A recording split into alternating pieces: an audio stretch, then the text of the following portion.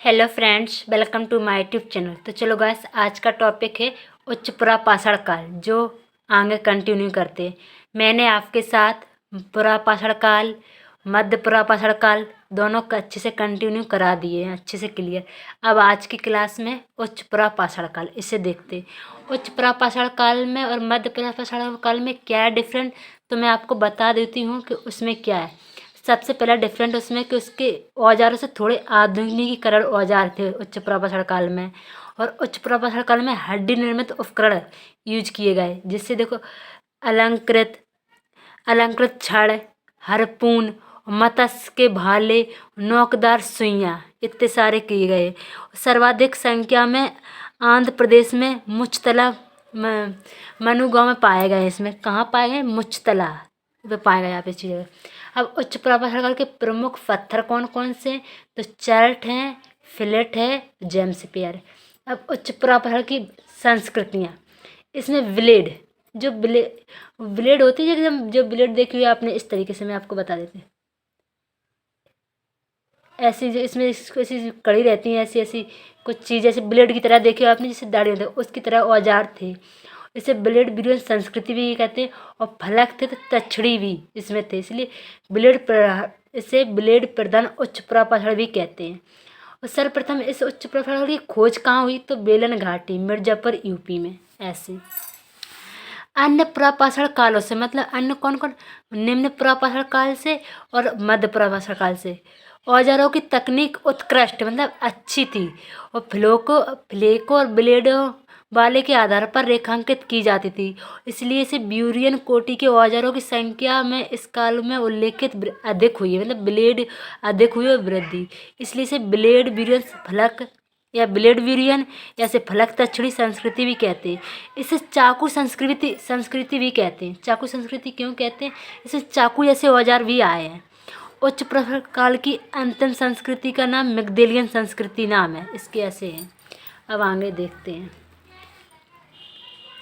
उच्च पुरापाषाण की मतलब कुछ विशेषता। ऐसे मध्य पुरापाषाण काल से और निम्न पुरापाषाण काल से इसे अलग कैसे करते हैं, कुछ डिफरेंट। तो इसमें पहला तो क्या है, हड्डी निर्मित उपकरण प्राप्त हुए हैं। इसमें नया चकमक उद्योग शुरू हो गया है। सर दूसरा, इसे प्रग मानव होमोसेपियंस का उद्गम हुआ है। अगर आपसे पूछे कि होमोसेपियंस कब आया, तो उच्च पुरापाषाण काल में आया। और जो मैंने आपको बताया था कि जो होमोसेपियंस कब आया, तो प्लेस्टोसीन में आया, जिसमें वो था बर्फ़ गिरी थी, उस टाइम पे आया था। इसमें चित्रकला की प्रगति हुई है, यहीं से भीमबेटका की गुफाएं शुरू हुई हैं। भीमबेटका में जो चित्रकला है तो उच्च पुरापाषाण काल से शुरू हुई, या फिर नोट कर लीजिए। और ये मौर्य काल तक चली है। ये कहते हैं भीमबेटका किसके लिए प्रसिद्ध है एमपी में? तो चित्रकला के लिए। और विश्व की प्राचीनतम अस्थि निर्मित मूर्ति मिली है, वो कहाँ मिली है? तो यहाँ पे मैंने नोट किया है अच्छे से। कहाँ मिली? बेलन घाटी, यूपी में लोहदा नाला से विश्व की सबसे प्राचीनतम अस्थि निर्मित मूर्ति मिली है, जो स्त्री की मिली है, जिसे मातृ देवी की पूजा कहा जाता था। इसमें मातृ देवी की पूजा भी होती थी। इसे पटने महाराष्ट्र में शुतुरमुर्ग के अंडे के पर मानव के निर्मित चित्रकारी प्राप्त हुई, मतलब यहाँ पे अंडे की भी हुई है। अब इसमें 6 आपने विशेषता पढ़ ली, ये सब उसमें नहीं थी, ना तो मध्य पाषाण काल में थी ना निम्न पाषाण काल में थी, पुरापाषाण काल में। अब कुछ देखते, उच्च पुरापाषाण काल और मध्य पुरापाषाण काल के बीच संक्रमण क्या था? बेलन घाटी। एक बेलन घाटी एक ऐसा है जिसमें उच्च पुरापाषाण काल के भी साक्ष्य मिले हैं और मध्य पुरापाषाण काल के भी साक्ष्य मिले। ये पूछ लिया जाता है कि ऐसा कौन सा स्थान है जहाँ उच्च पुरापाषाण काल के और मध्य पुरापाषाण काल के दोनों के औजार मिले हैं स्थल में, तो यह बेलन घाटी। इसके प्रमुख स्थल क्या क्या हैं?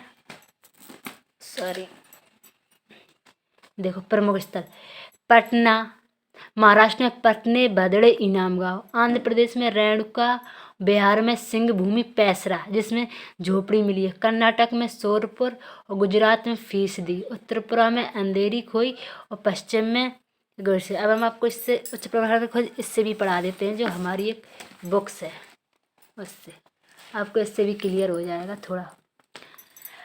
अन्य पुरापाषाण काल औजारों की तकनीक उत्कृष्ट समांतर फ्लेको ब्लेडों के आधार पर रेखांकित की जाती है। ब्यूरियन कोटि के औजारों की संख्या में इस काल में उल्लेखनीय वृद्धि देखी जा सकती है, इसलिए इसे ब्लेड व्यूरियन फलक तक्षणी संस्कृति भी कहा जाता है। इसे चाकू संस्कृति कहा जाता है। उच्च प्रापह काल की अंतिम संस्कृति को मैगडेलियन संस्कृति कहते हैं, मैं बोला था। और इसमें ब्लेड फलकों एक वाला एक औजार है जिसकी लंबाई इसकी चौड़ाई दोगुनी से अधिक होती है। तक्षणी एक गिरमिट एक सूक्ष्म औजार जिन्हें ब्लेड पर बनाया गया है। एक बेलन घाटी उत्तर प्रदेश सर्वप्रथम भारत में उच्च प्रभाव करके साक्ष मिलना शुरू हुई है। मैंने आपको बताया था यहाँ पे कि सबसे पहले साक्ष काम मिले तो बेलन घाटी यूपी में मिले। इस काल के उपकरण बहु प्रोजियन से होते थे, अर्थात एक ही उपकरण से कटने वाले चीरने के एक ही उपकरण से उसे काटते भी थे, खोदते भी थे, चीरते भी थे। इस संस्कृति के उपकरण मध्य प्रकाल की तरह से चट जेम से प्लेट मतलब फ्लेट निर्मित थे। इस काल का मुख्य उपकरण ब्लेड था। मैंने कहा था देखो मध्य प्रकाल का मुख्य उपकरण था फलक, इसका ब्लेड है।